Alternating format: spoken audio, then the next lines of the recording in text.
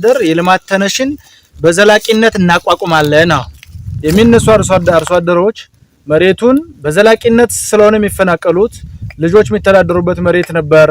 ልጅ አይደል እኛ ከትውልድ ላይ ተቀበልና ከአባቶቻችን ከአያቶቻችን ስንቀበል ነው የመጣ ነው ይሄን ሀብት።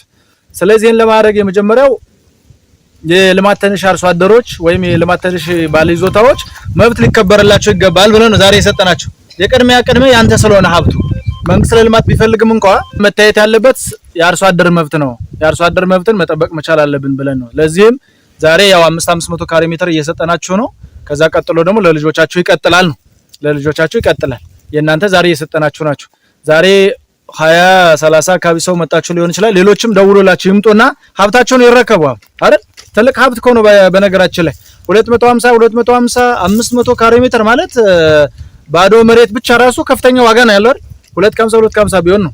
ስለዚህ ይሄንን መሬት ስናገኝ ደግሞ ሰው ወደ ኋላ መሆን የለበትም። በዚህ ልክ ዛሬ መሬት እያስረከበ ነው አጠቃላይ መሬት አስተዳደር ከተማ መሰረተ ልማትና ከተማ አስተዳደሩ ቶታሊ።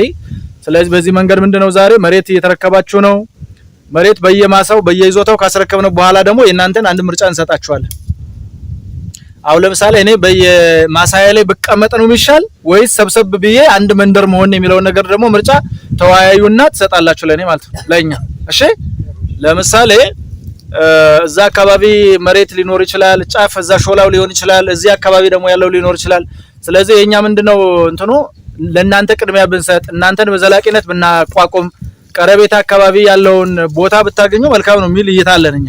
ይሄንን ለማረጋገጥ ደግሞ አርሶ አደሩ እኛን አንድ አካባቢ ላይ አድርጉን የሚል ከሆነ ይሄንን አስተያየት ወስዳችሁ ተነጋግራችሁ በዘላቂነት ደግሞ መሬት አስተዳደር ስለሚደግፍ አንድ አካባቢ ላይ አድርገን ልማት አንድ ላይ የሚለማላችሁን ሁኔታ ይመቻቻል። ወደ ከተማ አቅራቢያ የምትሆኑበት ሁኔታም ይኖራል ማለት ነው። እና እሱን የእናንተ አስተያየት ነው። እናንተ ይሄን ታመቻቻላችሁ ለማለት ነው። ምናልባት ሶስተኛ ማስተላለፈው መልእክት ምንድነው አልፎ የሚታዩ ቅሬታዎች ይኖራሉ አይደል? ቅሬታዎች ይኖራሉ። በህዝብ ዘንድ የታዩ ቅሬታዎች ኦሬዲ ያለቁ ናቸው። በህዝብ ባለፈው ኮሚቴ መጥቶ አስተችቶ ጨርሶ ልጅ መሆን አለመሆኑን የጨረሰው አንዴ ተዘጋ ፋይል ነው፣ ተዘግቷል። ሌላ አይመጣም።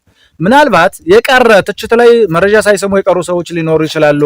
ያላግባብ ደግሞ ልጅ ያልገባለት ሊኖር ይችላል። አልፎ ማለት ነው። አልፎ ያልገባለት ልጅ ካለ ደግሞ በቅሬታ መጥቶ ሊስተናገድ ይችላል። ቅሬታውን ኦን አድርጓል። አሁን ቅሬታ ሰሚን ያቋቋም ነው። በዛ ልክ ቅሬታ ያቀረበ ስለሆነ እዛ ላይ ቅሬታ ታቀርባላችሁ።